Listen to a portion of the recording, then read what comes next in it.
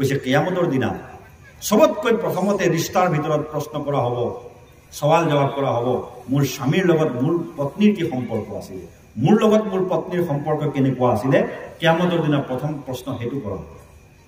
আপোনালোকে গম পায়? গতিকে মোৰ মা ভনীসকল, মতা মানুহজন বজাৰৰ পৰা অহাৰ পিছতেই মোনাটো চাই বোলে মোৰ ফেভৰেট চব্জি নানিলে কাও কাও কাও কাও কাও কাও এইটো কৰিব নাপায়। আৰু পুৰুষগৰাকীও চেষ্টা কৰিব লাগে, মাইকী মানুহজনী যদি কিবা এটা কৈ পঠিয়াইছে সবতকৈ আগত আপুনি সেইটো লাগিলে হোৱাটছআপত আপুনি লিখি লৈ যাওক, মোবাইলত লিখি লৈ যাওক, সবতকৈ আগত আপুনি সেইটো লোৱাৰ চেষ্টা কৰক।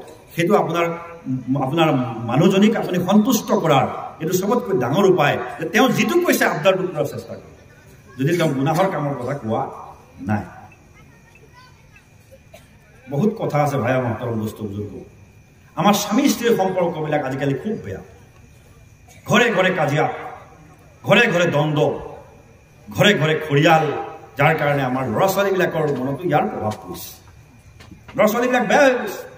ল'ৰাই ক'বলৈ বাধ্য হৈ পৰিছে, চালা এইখন ঘৰত আৰু নাথাকোঁ, আৰু এইখন ঘৰত আৰু থাকি শান্তি নলগা হৈছে। ছোৱালীজনীও বেয়া হ'বলৈ লৈছিল লাহে লাহে, যে মা বাবাৰ কাজিয়া সদায় আৰু কিমান শুনি থাকিব। মহতৰম ভাই দোস্ত বুজুৰ্গ, মতা মানুহ যদি বাহিৰৰ পৰা ওলাই আহে তেতিয়া মাইকী মানুহে কি কৰিব লাগে? সান্তনা দিব লাগে। যদি কিবা কাৰণত কিবা এটা আনিব পৰা নাই, আপুনি সোধক যে কি কাৰণে আনিব পৰা নাই, বাৰু যিয়ে নহওক আনিব পৰা নাই আৰু নেক্সট ইনশাল্লাহ আমি এইখিনি চেষ্টা কৰিব, আৰু এইখিনি ইনশাল্লাহ আমি লাহে লাহে কৰিব। প্ৰেছাৰ নিদিব মতা মানুহৰ ওপৰত। মতা মানুহ বহুত প্ৰেছাৰত থাকে।